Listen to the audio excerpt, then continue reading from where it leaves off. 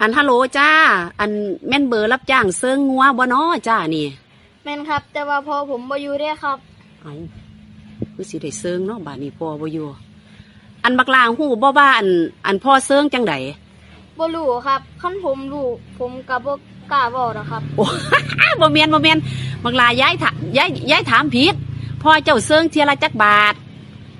แล้วยายสิเซิงกลางคืนหรือกลางเว้นครับเอาเซิงก็มีกลางเว้นกลางคืนเอามันเป็นจังไดถ้ากลางคืนมันสิแพงครับเพราะว่ามันไปยากมายากมันมืดมันค่ำโอ้มันไปยากมายากเอาจังซี่ซะสั่นคันพ่อเจ้ามายากหลายก็ได้ยายสิไปให้พ่อเจ้าเซิงเองดอกแต่ว่าพ่อเจ้าต้องจ่ายค่าเซิงให้ยายเด้แล้วยายสิเอาจักบาทครับเอา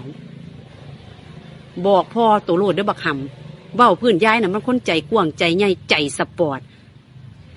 ทำ